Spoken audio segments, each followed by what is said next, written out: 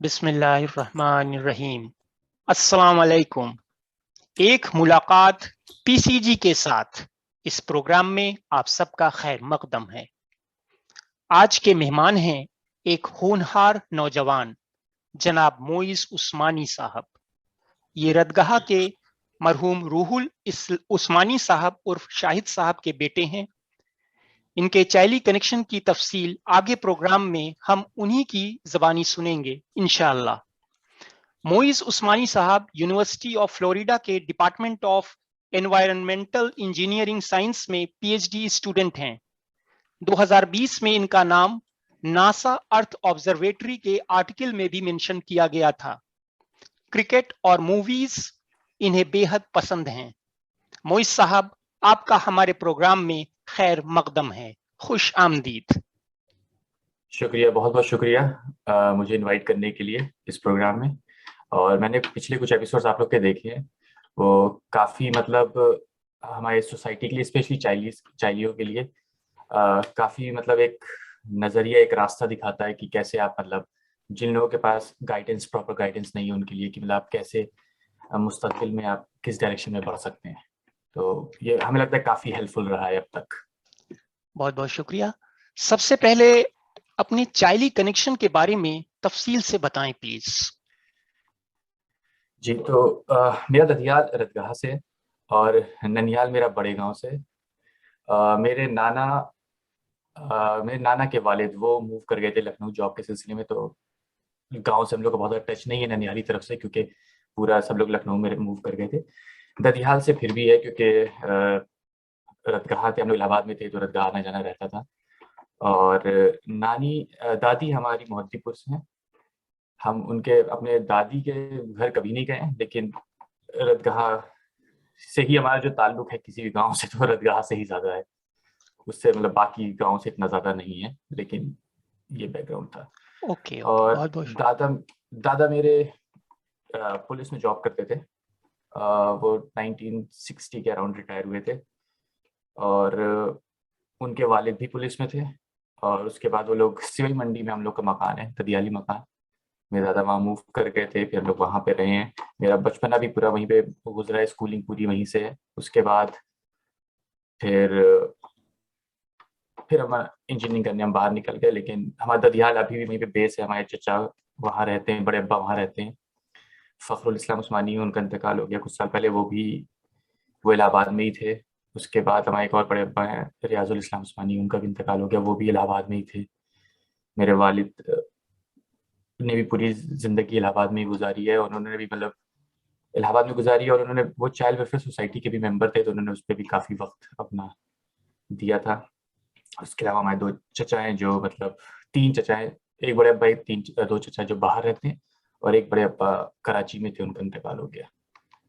तो उनका 2011 में इंतकाल हो गया। वो आपके पाकिस्तान के नेशनल बैंक में मैनेजर की पोस्ट पे रिटायर हुए थे। उनके साहबजादे इमरान भाई वो कराची में भी बेस्ड हैं। तो दतियाली है, फिर दो फुप्पी हैं, वो लोग भी इलाहाबाद में ही हैं। ओके, बहुत बहुत शुक्रिया। आपकी स्कूलिंग कहाँ से हुई और स्कूल से पीएचडी स्टूडेंट तक का सफर आपने कैसे तय किया? मेरी स्कूलिंग बॉयज़ हाई स्कूल की थी इलाहाबाद से, तो 12th तक मैंने वहीं पढ़ाई करी है। उसके बाद मैंने बीटेक लखनऊ में किया था, अपने ननिहाल में रहकर। तो मेरी नानी है, दो मामू हैं, एक खाला है, तो उन लोग के घर में रह के हमने मतलब उनके साथ रहकर बीटेक किया था 4 साल। और उसके बाद फिर मेरा एमटेक आईआईटी कानपुर में हुआ था। तो एमटेक करने आईआईटी कानपुर चले गए थे। बीटेक मेरा सिविल इंजीनियरिंग में था, एमटेक भी सिविल इंजीनियरिंग में था। तो 2 साल एमटेक किया वो कानपुर में, आईआईटी कानपुर में। उसके बाद फिर पीएचडी में हो गया, तो यूएस आ गए पीएचडी करने। तो तब से अब तक पीएचडी चली गई, बहुत लंबी हो गई है लेकिन चल रही है। माशाल्लाह। मोहित साहब, आप तकरीबन 11 साल के थे जब आपके जी वालिद साहब का इंतकाल हो गया। आपके जी वालिद साहब बहुत ही सोशल थे। जहां तक मुझे याद है, वो चाइल्ड वेलफेयर सोसाइटी के शुरुआती दिनों के साथी थे और चाइल्ड वेलफेयर सोसाइटी को काफी वक्त दिया करते थे। थोड़ा सा अपने वालिद साहब की शख्सियत के बारे में बताएं प्लीज। हम चाहेंगे कि उनसे जुड़ी कुछ यादें भी आप शेयर करें। जी। मतलब जब मेरे पापा का इंतकाल हुआ तब मेरी उम्र 11 साल की थी और मतलब बहुत छोटे थे हम, और मेरी बहन और छोटी थी, वो 6-7 साल की थी जब पापा का इंतकाल हुए। तो पापा का हमको जो कुछ चीज़ें याद है, मतलब बहुत मतलब जैसे हमें कुछ चीज़ें याद है, मतलब बहुत ज़्यादा डिटेल में चीज़ें याद नहीं है क्योंकि बहुत ज़्यादा छोटे थे। तो जैसे कुछ चीज़ें याद है कि सैटरडे संडे पापा बहुत ज़्यादा चाइल्ड वेलफेयर सोसाइटी पे टाइम देते थे, और उन्होंने काफ़ी उधर उस टाइम डेवलपमेंट उसके पढ़ाने के लिए चाइल्ड वेलफेयर सोसाइटी को बहुत काम किया था, फंडिंग लाने में। एक जो मतलब आपकी उस टाइम, अब हो सकता है हम कुछ गलत बता जाएँ तो उसके लिए हम माफ़ी चाहेंगे। लेकिन जहाँ तक हमें याद है कि मतलब उन्होंने काफ़ी मेहनत करी थी कि आपकी बाहर से दूसरे देशों से भी उसकी फंडिंग आए। उसके बाद हमें याद है आपका महगाँव में एक स्कूल हुआ करता था, वो है अभी भी। तो वहाँ पे लड़कियों का स्कूल था या नॉर्मल था कि उसमें पानी की टंकी नहीं थी, तो चाइल्ड वेलफेयर सोसाइटी ने पानी की टंकी लगवाई थी। तो इसमें मतलब इन लोग की कुछ मीटिंगें होती थी जो मतलब आप वहाँ मौजूद होते थे, सुन लेते थे, आपको याद रह जाता था। तो वो सब चीज़ें हैं। और पापा के साथ जो मेरा अपना एक्सपीरियंस था वो हम बताएँगे आपको कि हम क्लास 3rd में थे, और एक ऐसे ही मतलब मैथ्स का सवाल था, तो हम उनसे पूछ रहे थे कि जैसे एरिया, वॉल्यूम ये सब कैसे निकाला जाता है, मतलब उसपे एक सवाल जो आज तक मेरे ज़हन में बैठा हुआ है ये चीज़। तो उन्होंने एक 3rd क्लास के बच्चे को कैसे एरिया, वॉल्यूम, पैरामीटर ये सब निकालना सिखाया था। वो उन्होंने चारपाई पे हम लोग लेटे हुए थे, चारपाई से उन्होंने बताया था कि मतलब जो जितने पे एरिया पे लेटे हैं ये एरिया होगा, अगर तुम इसका चक्कर लगाते हो तो ये पैरामीटर होगा, इसके अंदर जितने सामान रख सकते हो नीचे वो वॉल्यूम होगा। मतलब वो चीज़ समझाना, मतलब वो काफ़ी असर किया था मेरे ऊपर कि मतलब एक आप इमेजिनेशन, मतलब बच्चे को चीज़ों को इमेजिन करने के लिए थोड़ा-सा फ़ोर्स करते हो या फिर पुश करते हो कि जिससे बच्चा खुद से भी अपना एक दिमाग इस्तेमाल करे कुछ आगे की, मतलब हाँ, अगर ऐसी सिचुएशन आती है तो उसको कैसे क्या अप्रोच रखना चाहिए उसके लिए। तो वो एक चीज़ से मुझे लगता है वो काफ़ी मतलब मेरे ज़हन पे एक असर किया उसने। और उनकी बीमारी भी आखिरी मतलब 1 साल जो हमको ज़्यादातर याद है उनकी बीमारी के दौरान याद है। लेकिन ये था कि हम बीमारी के दौरान भी वो काफ़ी मतलब सोशली भी एक्टिव थे। और ये भी है कि इलाहाबाद में जैसे हम लोग के काफ़ी रिश्तेदार हैं, ददियाली, ननियाली भी मेनली ददियाली। तो हम लोग का ये होता था पापा का कि हर संडे किसी न किसी रिश्तेदार के हम लोग को मिलवाने ज़रूर ले जाते थे, ताकि मतलब एक बच्चे मतलब बच्चों के साथ ऐसा ना हो कि बच्चों के साथ आपकी रिश्तेदारी छूटती चली जाए अगले जनरेशन तक। तो वो कोशिश करते थे कि जितनों से मिलवा सके, जितनों मतलब, और खुद भी सोशल तो खुद भी मिलना चाहते थे। ऐसा नहीं कि मैं बच्चों के लिए सिर्फ ले जाते थे, लेकिन वो बच्चों को भी साथ में ले जाते थे कि बच्चे भी जाने रिश्तेदारों को, अपने रूट्स को, और अपने मतलब कहाँ से आ रहे हैं, कौन आपके रिश्तेदार हैं, किनकी कितनी इंपॉर्टेंस है आपकी लाइफ में। तो ये भी उनका ये भी बहुत बड़ा रोल था कि बच्चों को भी, अब खुद तो सोशल थे, बच्चों को भी सोशल करवाया। ओके, अल्लाह ताला उनकी मग़फ़िरत करे और उनको जन्नतुल फ़िरदौस में आला मुक़ाम अता फ़रमाए। आमीन। आमीन। अक्सर देखा गया है कि जब बाप का साया उठ जाता है, तो लड़के बिगड़ जाते हैं, पढ़ाई-लिखाई पर ध्यान नहीं देते। पर आप एक अच्छे स्टूडेंट रहे हैं और माशाअल्लाह आप पीएचडी स्टूडेंट हैं। इसका क्रेडिट आप किसे देना चाहेंगे और क्यों? इसका क्रेडिट मतलब ऑफ कोर्स हम अपनी वालिदा को देना चाहेंगे और दादा-दादी को देना चाहेंगे, क्योंकि इन लोग का बहुत बड़ा क्रेडिट रहा है। मेरी वालिदा का भी, क्योंकि ऐसी मतलब बच्चों की ऐसी एज, उसके बाद आप मतलब मेरे वालिद का इंतकाल हो गया, फिर उन्होंने जॉब शुरू करी, कंपनसेशन ग्राउंड में पापा की जगह पे उनको जॉब मिली, फिर उन्होंने बैंक में जॉब करी। अभी भी जॉब जॉब कर रही हैं, वो जून में रिटायर हो जाएँगी। तो उन्होंने इतने साल जॉब करी, फिर बच्चों को पढ़ाना, मतलब मेरा बीटेक एक प्राइवेट कॉलेज से था, तो प्राइवेट कॉलेज की फ़ीस भी ज़्यादा होती है।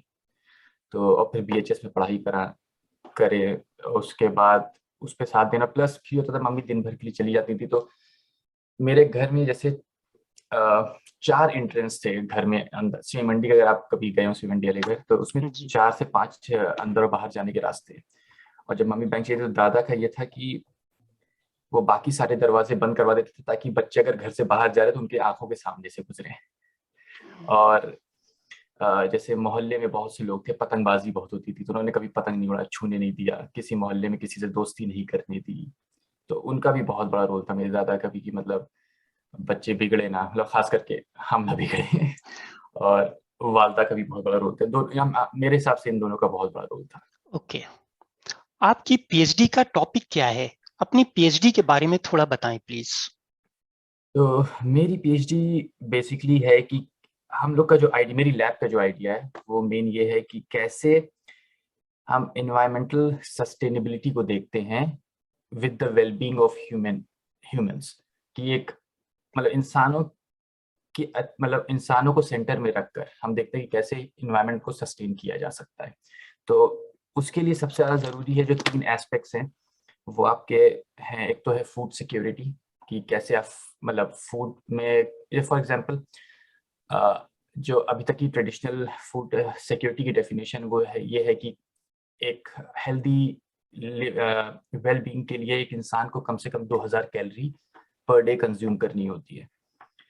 तो क्या ये सही डेफिनेशन है? क्योंकि आप अगर देखेंगे तो दुनिया में ऑलमोस्ट 1/3 ऑफ द पॉपुलेशन में आयरन डेफिशिएंसी है, लेकिन अगर आप फूड एफिशिएंट उसके हिसाब से देखेंगे कि फूड सिक्योर कितने लोग हैं, तो वो बेसिकली ऑलमोस्ट 90% लोग फूड सिक्योर हैं, यानी उनको 2000 कैलोरी मिल रही है, लेकिन वो ऐसी फूड नहीं मिल रहा है जिससे कि उनके अंदर बाकी कमियां ना हो। तो उनके बाकी न्यूट्रिएंट्स की कमी की वजह से दूसरी बीमारियां पनप रही हैं, लेकिन फिर भी जो ट्रेडिशनल डेफिनेशन है उसके हिसाब से लोग कहते हैं कि बहुत ज़्यादा लोगों के पास अब फूड है, लेकिन असलियत में इफेक्टिव या क्वालिटी फूड नहीं प्रोवाइड हो रहा है। तो एक रिसर्च ये है कि कैसे विद लिमिटेड रिसोर्सेज से मतलब हो गया आपका पानी, सबसे अहम रिसोर्स। तो विद लिमिटेड रिसोर्सेज कैसे हम फूड प्लान या फूड हैबिट को या फूड कंजम्पशन को मॉडिफाई कर सकते हैं ताकि उनको सब इस 23 एसेंशियल न्यूट्रिएंट्स जो है वो प्रोवाइड हो सके। एक एस्पेक्ट ये है। दूसरा एस्पेक्ट ये है कि जैसे जैसे आपकी क्लाइमेट चेंज हो रहा है, जैसे ज्यादा बरसात, कुछ एरियो में बरसातें बढ़ रही हैं, कुछ में कम हो रही है, कहीं टेम्परेचर ज्यादा हो रहा है, कहीं टेम्परेचर कम हो रहा है, तो उसकी वजह से जो इन्फेक्शियस डिजीजेस हैं, या तो नए इन्फेक्शियस डिजीजेस पनप रहे हैं, पैदा हो रहे हैं, या पुराने नए एरियो में पनप रहे हैं। जैसे फॉर एग्जाम्पल जीका वायरस आपका 2015 में अमेरिकाज में पहुंच गया। उससे पहले वो एक अफ्रीकन बीमारी थी जो कि अब अमेरिका में पहुंची है। बहुत ज़्यादा चांसेस है कि मतलब वो ग्लोबल भी मूव कर सकती है। या फिर ये आपका कोरोना वायरस, तो ये भी बीमारी एक बारगी पैदा हुई और पूरे पैंडेमिक बन गई, पूरी दुनिया में फैल गई। तो हम लोग का जो मतलब मेरे रिसर्च का बैकग्राउंड है या फिर जो मेरे मेन टॉपिक है वो बेसिकली ये कैसे इन्वायरमेंटल फैक्टर्स या क्लाइमेटिक या वेदर फैक्टर्स गवर्न करते हैं आपके प्रेवलेंस, इमरजेंस और डिस्ट्रीब्यूशन ऑफ इन्फेक्शियस डिजीजेस को। यानी कि फॉर एग्जांपल मैंने मेरे जो 2-3 मॉडल्स हैं या प्रोजेक्ट्स हैं वो एक है आपका कॉलरा के ऊपर, जो यमन में कॉलरा आपका 2017 से चल रहा है, 16-17 से। तो उस पे मैंने एक मॉडल बनाया, डेवलप किया है। उससे हम लोग रिस्क प्रेडिक्ट करते हैं हर हफ्ते का, अगले 4 हफ्तों के लिए, और उसको फिर हम लोग यमन में ही मौजूद जो आपके इंटरवेंशन वर्कर्स हैं, जो बेसिकली आपके ग्राउंड लेवल पे जॉब काम कर रहे हैं, चाहे वो आपका यूनाइटेड नेशंस हो, डीएफआईडी हो, ओचा हो या वर्ल्ड बैंक हो, तो हम लोग उनको रिस्क मैप प्रोवाइड करते हैं और वो लोग वहाँ पे इंटरवेंशंस की चीज़ों को इम्प्लीमेंट करते हैं कि कैसे, अगर जैसे फॉर एग्जांपल उन्होंने बताया कि इस रीजन में रिस्क ज़्यादा है तो यहाँ पे कॉलरा फैलने के चांसेस ज़्यादा हैं, तो फिर वो वहाँ पे जाके सैनिटेशंस, प्रॉपर सैनिटेशंस प्रोवाइड करते हैं, जैसे क्लीन ड्रिंकिंग वाटर या वॉशिंग फैसिलिटीज़ एंड वो उस तरह की चीज़ें, ताकि कि वो कंट्रोल कर सकें। तो हम लोग का प्रेडिक्शन वहाँ पे काफ़ी अच्छा रहा है और वहाँ पे हम लोग के पास हमारे लैब के पास फंडिंग भी है कि कैसे मतलब जो हम लोग रिस्क मैप्स प्रोवाइड करते हैं उसके लिए। उसके अलावा अभी कोविड पे भी मैंने एक हाइपोथेसिस क्रिएट करी है, उसके हिसाब से कैसे कोविड कैसे मूव करता है, किस किस रीजन में ऊपर नीचे मूव करता है। जैसे वो स्पेशली है यूएस के लिए और वो अब तक ऑलमोस्ट 80% सही साबित हो रही है। जैसे उसके हिसाब से इंडिया में भी कोविड वापस आएगा मार्च होली के आसपास, जब टेम्परेचर आपका एवरेज 25 के आसपास, 24-25 के आसपास पहुंचना शुरू होगा। तो वो चीज़, जैसे ये चीज़ थी इंडिया के लिए प्रेडिक्ट कर रखी थी हम लोगों ने ऑलमोस्ट अगस्त में कि अब कोविड मार्च से पहले नहीं आना चाहिए इंडिया में। ओके। तो इस तरह के मतलब ये 2 टॉपिक है। उसके अलावा जीका पे भी है। तो मेन इन्फेक्शियस डिजीजेज और फूड सिक्योरिटी 2 बड़ी मेन चीज़ें हैं, और एक आपका ह्यूमन वेलबींग के ऊपर, पॉपुलर उसके ऊपर भी है, पोल्यूशन के ऊपर, कि जैसे हम लोग के दिल्ली में स्मोक एपिसोड्स होते हैं तो उस पर ज़्यादातर आपका ब्लेम डाला जाता है फार्मर्स पे कि स्टबल बर्निंग है, फिर दिवाली पे पटाखे फोड़ना, या फिर आपका ये दो मेन रीजन है जिन पे ब्लेम किया जाता है। असलियत ये है कि वहाँ पे पोल्यूशन बहुत ज़्यादा हो रखा है। ये दोनों ऑफ कोर्स इनका कंट्रीब्यूशन है, ये कैटलिस्ट की तरह काम करते हैं, लेकिन ये लॉन्ग टर्म सोल्यूशन नहीं है कि अगर आप इनमें स्टबल बर्निंग रोक दी। ऑफ कोर्स स्टबल बर्निंग पे रोकना चाहिए, पटाखों पे भी कुछ हद तक रोकना चाहिए, लेकिन ये लॉन्ग टर्म सोल्यूशन नहीं है। लॉन्ग टर्म सोल्यूशन इनको सोचना पड़ेगा, वरना एक पॉइंट ऐसा आएगा कि ये चीज़ लाहौर तक है, मतलब आपका दिल्ली से लेकर लाहौर तक ये इशू है। तो ये अगर ये इस पे कंट्रोल नहीं करेंगे तो ये एक आपका परमानेंट फिनोमेना बन जाएगा, जो कि उस एरिया से कभी जाएगा नहीं, और उसको फिर हटाने में 40 से 50 साल लग जाएंगे। तो और इसमें जो सबसे बड़ा रोल है वो इंडस्ट्रियल और व्हीकुलर पोल्यूशन का है। तो जब तक उस पर कंट्रोल नहीं करेंगे तो ये चीज़ें, मतलब अभी तो फिलहाल ऐसा है कि स्टबल बर्निंग के अराउंड हो रही है और आपकी दिवाली के अराउंड हो रही है, फिर एक पॉइंट ऐसा आ जाएगा कि उनकी भी जरूरत नहीं पड़ेगी, उन ट्रिगरिंग पॉइंट्स इवेंट्स की भी जरूरत नहीं पड़ेगी। वो एक आपका परमानेंट फिनोमेना बन के रह जाएगा उस रीजन में। तो इस तरह की मतलब थोड़ा सा वास्ट है पीएचडी के लिए, बट लेकिन इस तरह के जी, ये डोमेन है माशाल्लाह, मेरे रिसर्च माशाल्लाह, का। माशाल्लाह। पिछले महीने आपको नासा की एक स्पेसिफिक डिवीजन ने आपके काम के लिए अनसंग हीरो का टाइटल दिया। परगना चैल ग्रुप की जानिब से आपको बहुत बहुत मुबारकबाद। शुक्रिया। उस टाइटल के बारे में और वो किस काम के लिए मिला, उसके बारे में बताएं प्लीज। ये टाइटल मुझे सितंबर में दिया गया था, उनकी अपनी एक एनुअल मीटिंग में। तो उन्होंने अनसंग हीरो का टाइटल दिया था, मुझे दिया था, मेरे अलावा 3 लोग को और दिया था। तो वो बेसिकली यमन में जो हम लोग रिस्क मैप प्रोड्यूस करते हैं और जो प्रोवाइड करते हैं, उसकी इफेक्टिवनेस पे और कैसे उनका नासा के सैटेलाइट्स का यूज करके हम लोगों ने वो रिस्क मैप प्रोड्यूस किए, तो वो कितने इफेक्टिव निकले, तो उस बेसिस पे उन्होंने हमको अनसंग हीरो का टाइटल से ओके, नवाजा था। ओके।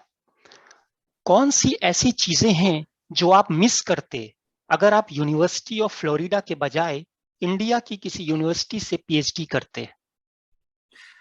देखिए मतलब आईआईटी कानपुर हम कहेंगे कि मतलब मेरी फील्ड में at least one of the top rank university है इंडिया में। तो मैंने वहाँ पे पीएचडी का देखा, मतलब पीएचडी कैसे कराई जा रही है, या पीएचडी का मतलब एक आपका सेंटर थीम क्या है या अप्रोच क्या है, वो काफी डिफरेंट है बनिस्बत यूएस के। यूएस में भी मतलब अलग अलग तरह की यूनिवर्सिटीज हैं, लेकिन हम सिर्फ यूनिवर्सिटी ऑफ फ्लोरिडा की बात करते हैं। तो इंडिया में जो आज भी रिसर्च चल रही है, ज्यादातर, हम ये नहीं कहेंगे हर यूनिवर्सिटीज में या हर प्रोफेसर ऐसा कर रहा है, लेकिन ज्यादातर वो आपकी थ्योरी बेस्ड रिसर्च है। मतलब वो ऐसी थ्योरेटिकल बेस्ड रिसर्च है जिसका कोई एप्लीकेशन मतलब नियर टाइम में नहीं दिखता। और यूएस की जो ज्यादातर रिसर्च हैं वो एप्लीकेशन बेस्ड है, जो मतलब हो सकता है कि आप कोई नया फॉर्मूला ना इजाद कर पाए, लेकिन जो मौजूद है उसकी नई एप्लीकेशन क्या हो सकती है, उस पे बेस ज्यादा रिसर्च है। तो और इंडिया की मेन ये कि आप कुछ नया थ्योरी ला के दीजिए। जो ट्रेडिशनल रिसर्च हुआ करती थी पीएचडी की एक पॉइंट पे, आज से कह सकते हैं 20 से 30 साल पहले, अब ज्यादातर यूएस की या वेस्टर्न कंट्रीज की एप्लीकेशन बेस्ड रिसर्च हो गई। तो ये मेजर डिफरेंस है दोनों देशों में। और एप्लीकेशन बेस्ड, हम ये नहीं कह रहे कि थ्योरी बेस्ड खराब होती है थ्योरी बेस्ड भी अच्छी होती है, उसकी अपनी इंपॉर्टेंस है, लेकिन थ्योरी बेस्ड में ज्यादा वक्त भी लगता है आपका। और प्लस एक पॉइंट ऐसा भी होता है जो आप समझ भी नहीं पाते कि इसको अप्लाई कहाँ करें, मतलब रियल लाइफ प्रॉब्लम सॉल्व करने में, जो कि इंजीनियरिंग का बेसिक आइडिया है कि आप रियल लाइफ प्रॉब्लम्स को कैसे सॉल्व करते हो, कैसे बेहतर करने की कोशिश करते हैं। तो कभी कभी ऐसा लगता है कि वो उसकी एप्लीकेशन कहाँ पे है, रियल लाइफ में कैसे कर सकते हैं। तो वो चीज़ें हैं। और एप्लीकेशन बेस्ड पीएचडी में तो जैसे हमने आपको एग्जांपल दिया कि जी, मेरी पीएचडी ऐसी, मतलब हम उसमें कहीं ना कहीं कुछ रिस्क प्रोवाइड करें, कुछ प्रिडिक्शन का काम है। तो वो एक कुछ हद तक मतलब आप कहीं ना कहीं आपको लगता है कि आप रियल लाइफ प्रॉब्लम्स कुछ सॉल्व करने की कोशिश कर रहे हैं। जी। अच्छा, आपके मुताबिक मौजूदा वक्त में सबसे बड़ा एनवायरनमेंटल चैलेंज क्या है? मेरे हिसाब से तो अभी फिलहाल जो इन्वायरमेंटल चैलेंज सबसे बड़ा है वो आपका ग्लोबल वार्मिंग है। और उसकी बहुत बड़ी चीजें मतलब हम अपने पर्सपेक्टिव से बताते हैं पहले। मेरे पर्सपेक्टिव से या मेरी रिसर्च के पर्सपेक्टिव से जो सबसे बड़ा चैलेंज है क्लाइमेट चेंज का, वो ये है कि जैसे फॉर एग्जांपल कॉलरा एक ऐसी बीमारी है, या कोई भी बीमारी की हम बात करते हैं, तो वो एक पर्टिकुलर टेम्परेचर रेंज या एक पर्टिकुलर क्लाइमेट पे ही सस्टेन करते हैं, चाहे वो पैथोजन हो, चाहे वायरस हो, या फॉर एग्जांपल मॉस्किटोज भी, या जो आपके वेक्टर्स हैं किसी बीमारी को। अगर आपका क्लाइमेट चेंज हो रहा है तो वो बेसिकली और भी ऐसे रीजन्स हैं जिनको वो उस पर्टिकुलर डिजीज के फ्रेंडली इन्वायरमेंट क्रिएट कर दे रहे हैं। या जैसे हम कह सकते हैं कि अमेरिका बहुत ठंडा रहता था, तो वहाँ पे मच्छरों कितनी, मतलब, या आपकी जीका या मलेरिया कितने इश्यूज नहीं थे, या कॉलरा कितने इशू नहीं था। लेकिन अब जब गर्मी बढ़ रही है, वहाँ पे गर्मी शुरू हो जाएगी, तो वो इन्वायरमेंट सूटेबल हो जाएगा मॉस्किटोज की ब्रीडिंग के लिए। जब वह मॉस्किटोज वहाँ पे आ जाएंगे तो मॉस्किटोज की बीमारियां भी आने लगेंगी। तो उन्होंने क्या करा, मतलब क्लाइमेट चेंज से क्या होगा कि एक नए रीजन में एक नई तरीके की बीमारी आ जाएगी जो वहाँ के लोगों ने कभी फेस नहीं करी है, और या फिर दुनिया में ही कोई नई बीमारी आ जाएगी जो कि मतलब उस पर्टिकुलर क्लाइमेट वेरिएबिलिटी में बहुत अच्छे से सस्टेन कर सकती है। तो ये मेरे हिसाब से, उसके अलावा जो और इश्यूज हैं वो आपका ग्लेशियर मेल्टिंग है, सी लेवल राइज है, ये सब भी बहुत इश्यूज क्रिएट करेंगे आने वाले 30 से 50 सालों के अंदर। जितनी भी कोस्टल सिटीज है उनके लिए बहुत बड़ी प्रॉब्लम फेस वो कर सकते हैं। ऑफ कोर्स ह्यूमन जैसे जैसे हम लोग अब तक मूव करे हैं, जैसे जैसे हम लोग की टेक्नोलॉजी एडवांस हुई है, सोल्यूशन निकाल लेंगे लोग 30 सालों में, हम ये नहीं कह रहे। वो मतलब उसमें एक होता है आपका मिटिगेट, उसको मतलब कम करने का, तो हमें नहीं लगता कि कुछ कर रहे हैं ज्यादातर गवर्नमेंट्स या ज्यादातर कंट्रीज आपका इसके लिए, ग्लोबल वार्मिंग के लिए। लेकिन हमें फ्यूचर जो लगता है वो आपका एडाप्टेशन है, कि वो एडॉप्ट करना सीख लेंगे कि कैसे एडॉप्ट करना है इस सिनेरियो में। लेकिन एडॉप्टेशन जरूरी है फॉर नेक्स्ट 30 to 40 years, लेकिन मिटिगेशन बहुत ज्यादा जरूरी है, क्योंकि आप ये नहीं चाहेंगे कि आप जिंदगी भर अडॉप्ट ही करते चले जाएं उसके बाद भी। तो 30-40 के लिए साल के लिए आप अडॉप्ट करिए, लेकिन उसको मिटिगेट करके उसका जो इम्पैक्ट है उसको खत्म करने की कोशिश करें, ताकि 40-50 साल बाद वो अडॉप्टेशन में कमियां आना शुरू हो जाए। जी। अच्छा, पोल्यूशन को रोकने में आम आदमी का बहुत बड़ा रोल हो सकता है। लोगों के रवैये को एक प्रो एनवायरनमेंट रास्ते की तरफ कैसे मोड़ा जा सकता है, और पोल्यूशन को रोकने में लोगों के पार्टिसिपेशन को कैसे बढ़ाया जा सकता है?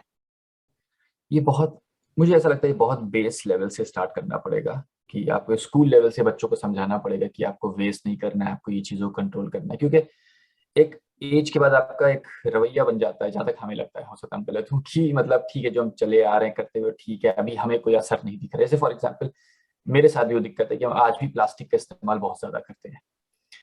तो अभी भी हम जैसे कहीं भी कुछ सामान लेने आते हैं तो प्लास्टिक बैग प्रीफर करते हैं, जो कि हमें पता है कि वो प्लास्टिक को डिस्ट्रॉय कर नहीं कर सकते, वो एक पोल्यूशन बढ़ता चला जा रहा है। लेकिन उसके नॉलेज होने के बावजूद मतलब लोग जाके उसका इस्तेमाल कर लेते हैं। तो उसके लिए बहुत ज़रूरी ये है कि वो बहुत ही बचपन से बच्चों के अंदर ये आदत डालनी शुरू करी जाए कि बेटा इसको ये इस्तेमाल आप मत करो बेटा, या आप इसको ये मत करो, या इसका इस्तेमाल बंद कर दीजिए आप। और मेरे हिसाब से वहीं से शुरू होगा, बोले एक बार की तो असर नहीं होगा, उसको 30 साल, कम 20 से 30 साल लगेंगे हमको उसका असर करने में, उस पर काम करने में।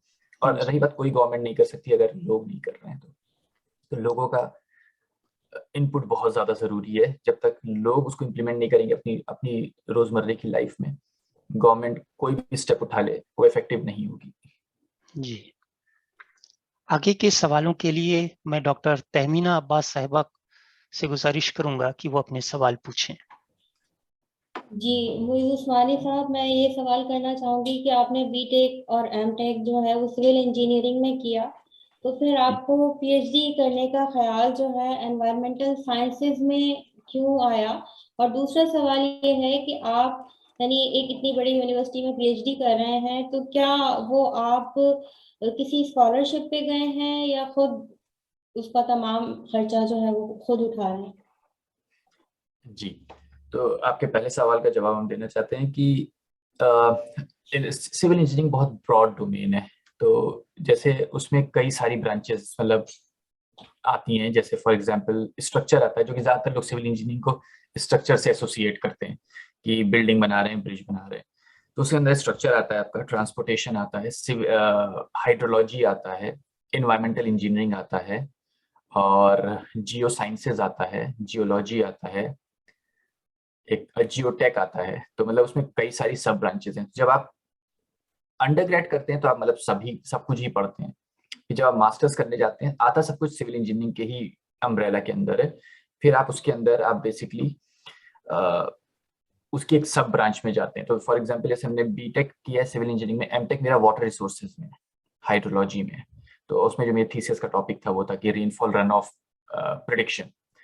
और फिर जब मैं पीएचडी करने गया तो मैं जो रन ऑफ था या रेनफॉल था उसका कैसे रियल लाइफ इम्प्लीकेशन है तो उसमें चला गया। तो वो आपका इन्वायरमेंटल प्रॉपर इन्वायरमेंटल साइंसेज में आ गया टॉपिक।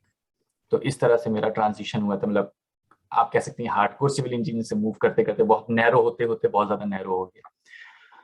और आपका दूसरा सवाल कि पीएचडी के लिए हमें लगता है ये बहुत जरूरी है और आपने बहुत अच्छा सवाल उठाया है। ज्यादातर लोगों को ये बात पता नहीं है।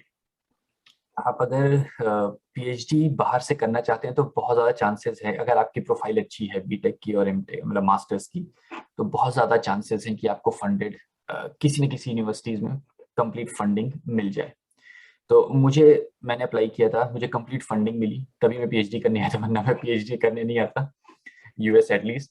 क्योंकि यहाँ पे मेरी पूरी पीएचडी के दौरान जो मतलब मेरे फंड मिला था जिसमें खर्च हुआ है वो करीबन 1.5 करोड़ रुपए इंडियन करेंसी में खर्च हो चुका है अब तक। लेकिन वो मैं बेयर नहीं कर सकता था। तो बेसिकली मुझे फंड मिला था यूएस गवर्नमेंट की तरफ से, या आप कह सकते हैं मेरे यहाँ पे फिनॉम कैसे वर्क करता है फंडिंग बता देते हैं आपको।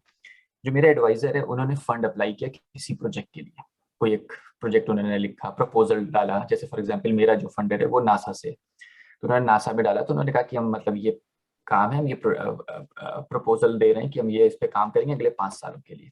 तो उन्होंने उनको फंड किया अगले 5 सालों के लिए। तो उस फंड में एक स्लॉट था कि आप एक पीएचडी स्टूडेंट रख सकते हैं जो इस पे काम करेगा 5 साल तक।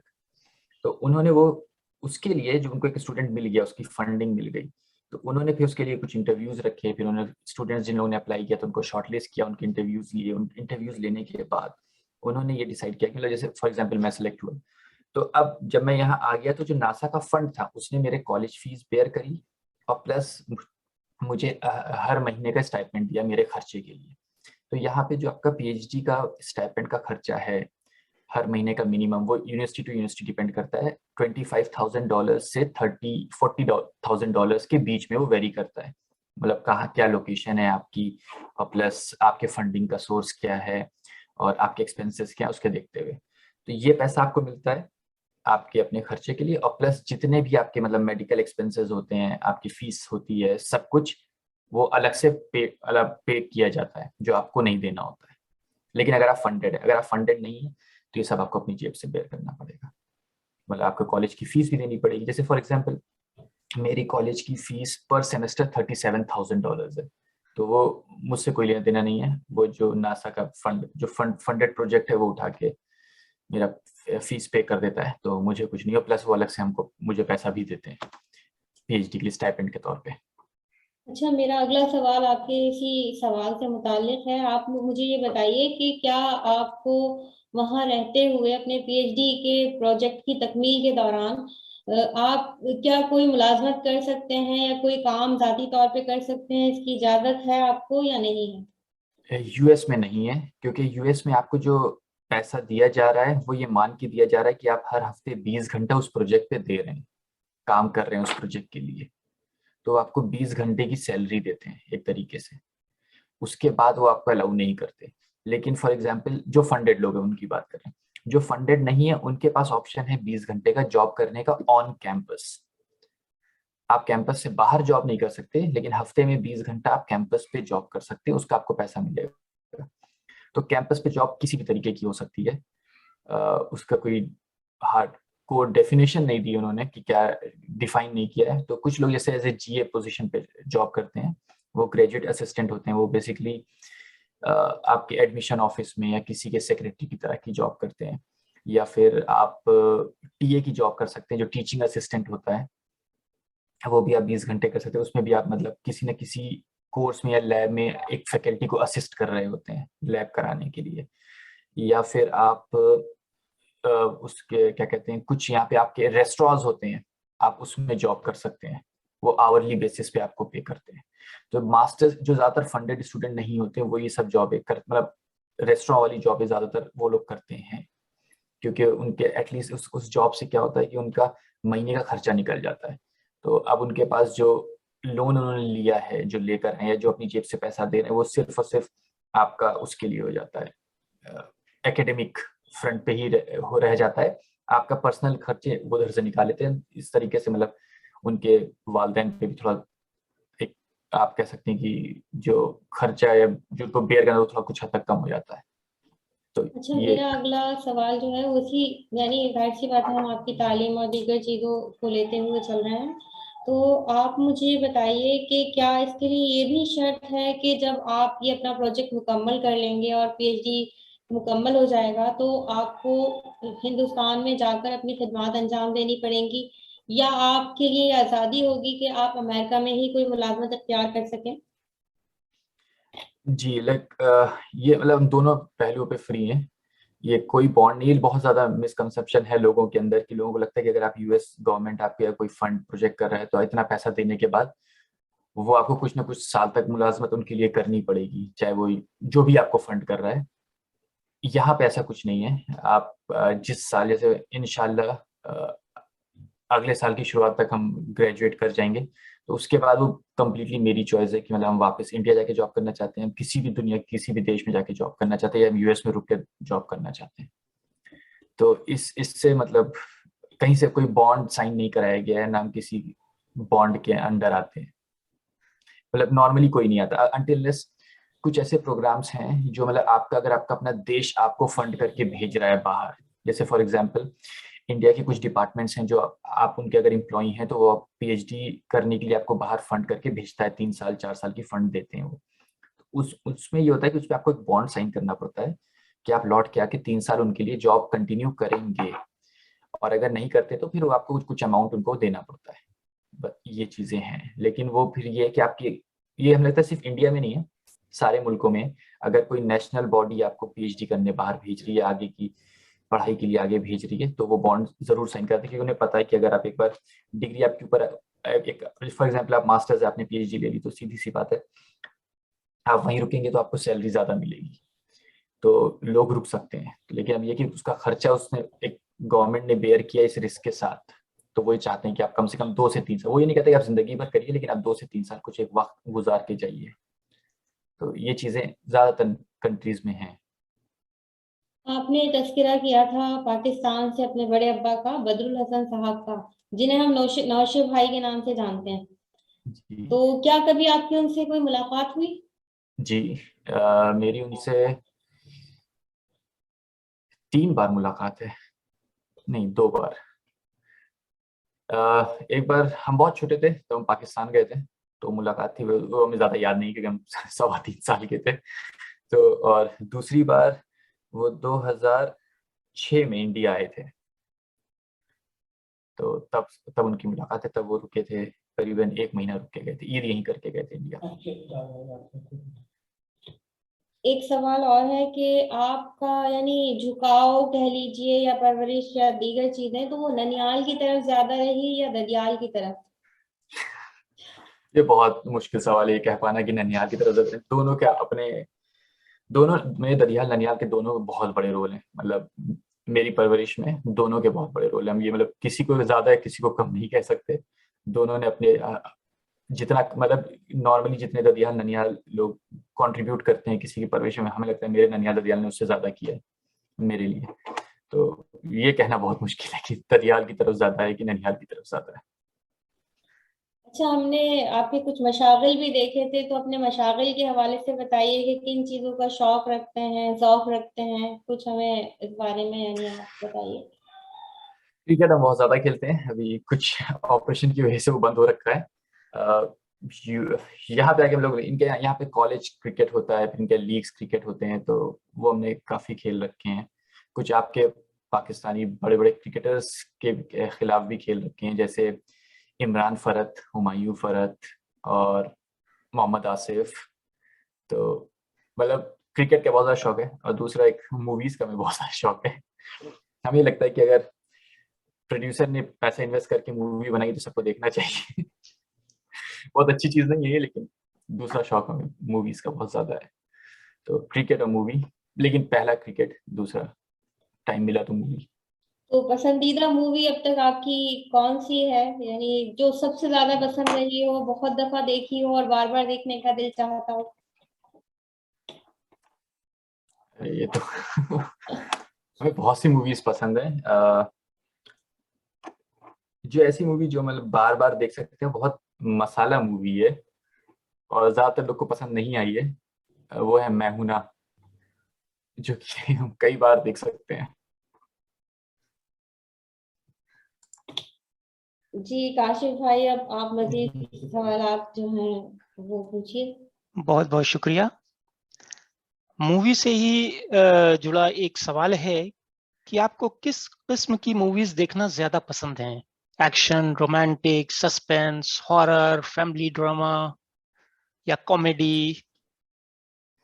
कॉमेडी हम प्रेफर करेंगे बाकी सारी मूवीज के ऊपर, लेकिन मेरे साथ थोड़ा सा ये है कि मतलब हम कोई सी मूवी देख लेते हैं, मतलब ऐसे कोई खास प्रेफरेंस वाली चीज नहीं है। अगर मूवी है तो हम देख लेंगे। तो, ओके ओके तो ओके ये वाली चीज ज्यादा है मेरे साथ। ओके। लेकिन मतलब मेन चीज ये कि आप तो टाइम भी नहीं निकाल पाते मूवी देखने के लिए, लेकिन जितना जब मिलता है, जब कभी मौका मिल गया। जी, आपका मनपसंद क्रिकेटर कौन है? अब तक जो गुजरे हैं या जो मौजूदा हैं? अब तक जो गुजरे हैं उनका भी बता दीजिए और जो मौजूदा हैं उनका बता दीजिए। जो गुजर चुके हैं उसमें बॉलर में जहीर खान, बैट्समैन में वीरेंद्र सहवाग। और अगर आप बात करते हैं कि अभी फिलहाल तो मतलब जैसे नेशनल लेवल पे जो प्लेयर्स खेल रहे हैं, उसमें बुमराह और विराट कोहली। ओके। अच्छा, आपकी फैमिली में और कौन कौन है, उनके बारे में थोड़ा सा बताएं। जी, तो मेरी वालदा हैं, वो अभी जॉब कर रही हैं, वो स्टेट बैंक ऑफ इंडिया में ऑफिसर पोजीशन पे हैं, असिस्टेंट मैनेजर, इलाहाबाद में ही पोस्टेड है। उसके बाद मेरी छोटी बहन है रिदा, अ, उनकी शादी बेगम सराय में हुई है। और उनके हस्बैंड फैज मिसबा, वो पुणे में जॉब करते हैं। अभी फिलहाल तो कोविड के चलते सभी इलाहाबाद में ही है, लेकिन वो क्या कहते हैं, आपके पुणे में जॉब करते हैं। उनका एक बेटा है जाइन, वो भी 6 साल की है अभी। और मेरी बेगम है नौरीन फातिमा। इन क्या कहते हैं, हम लोग की शादी 2015 में हुई थी। और नौरीन ने भी यहाँ से मास्टर्स किया है, उन्होंने जेनेटिक्स डेवलपमेंट में मास्टर्स किया है। अब वो पीएचडी के लिए सोच रही हैं। अभी फिलहाल किया तो नहीं है, लेकिन अभी भी उन्होंने मास्टर्स अपना खत्म किया है जेनेटिक्स डेवलपमेंट में, माशाल्लाह। वही वेस्ट वर्जीनिया से उन्होंने किया है, ओके, माशाल्लाह। यूएस से। आपको पीसीजी कैसा लगता है और इस प्रोग्राम में आकर आपको कैसा लगा? पीसीजी जैसे खास करके मेरे लिए जो बहुत दूर बैठे हुए हैं, उनके लिए बहुत इंफॉर्मेटिव है कि आपको बहुत सी चीजें पता चलती हैं और बहुत से लोगों से आप टच में आते हैं। जैसे मतलब मैं इलाहाबाद में रहा हूँ, तो जो मेरे बहुत ही करीबी थे, या फिर कह सकते हैं मतलब मेरे पापा के अप टू सेकंड कजन और मम्मी के अप टू सेकंड कजन या थर्ड कजन, हम उन लोगों को बहुत अच्छे से जानते हैं। लेकिन जैसे एक होता है कि आपका चाइल्ड बहुत बड़ा है, तो आप बहुतों को नहीं जानते हैं। तो पद्म चाइल्ड ग्रुप से एक बहुत बड़ा फायदा ये हुआ कि आप बहुत ऐसे लोगों को भी जान गए हैं, और ये भी जाने कि मतलब कौन कहाँ पर है, क्या रिश्तेदारी है, ये सब पता चलता है। प्लस एक और जो बहुत बड़ी इन्फॉर्मेशन जो पता नहीं चल पाती, वो इंतकाल की है, कि आपको ये पता चल जाता है कि मतलब किसका इंतकाल हुआ है। ये मतलब मेरे लिए बहुत बड़ी जो मतलब यूज है चाइल्ड पीसीजी ग्रुप का, वो ये है कि मतलब टच में उसने ला दिया है बहुत ज्यादा लोगों से, जिनसे हम मतलब पर्सनली भी हम उतने टच में नहीं थे जब मतलब इलाहाबाद में रहते थे तो भी। ओके। और इंटरव्यू के लिए हम एक चीज और ऐड करना चाहेंगे। अ, हम ये जितने लोग इसको देखें, हम ये कहेंगे कि बहुत मतलब बाहर से पीएचडी करना एक बहुत बड़ी चीज नहीं है, आप बहुत आसानी से कर सकते हैं। हम अपना एग्जाम्पल देना चाहेंगे कि हम एक प्राइवेट कॉलेज से मैंने बीटेक किया था, और मैं आगे चल के पीएचडी करने मतलब यूएस तक आया। ठीक है, मतलब बहुत बड़ा अचीवमेंट नहीं है, लेकिन ठीक है। तो लेकिन जब मैं बीटेक कर रहा था तो मेरे दिमाग में ये बात कभी आई भी नहीं थी कि मैं पीएचडी बाहर से कर सकता हूँ। वो चीज़ें बहुत देर उसमें दिमाग में बैठना शुरू हुई, लेकिन यहाँ आने के बाद मुझे समझ में आया कि आप कर सकते हैं। अगर कोई भी इंटरेस्टेड है मतलब बाहर से पीएचडी करने का, में या मतलब आगे अपनी पढ़ाई को बाहर से मतलब कंटिन्यू रखने में, तो मतलब आप अब्दुल काशिफ भाई के थ्रू या आप डायरेक्टली मुझे अप्रोच कर सकते हैं। मतलब मैं ये नहीं कह रहा कि मतलब कोई करा सकता है, लेकिन एटलीस्ट डायरेक्शन दे सकता है आपकी, मतलब कि जैसे मेरे पास एक एक्सपीरियंस है कि मैं यहाँ बैठा हूँ, तो एटलीस्ट मैं आपको एक डायरेक्शन दे सकता हूँ, कुछ हेल्प कर सकता हूँ कि क्या अप्रोच रखिए।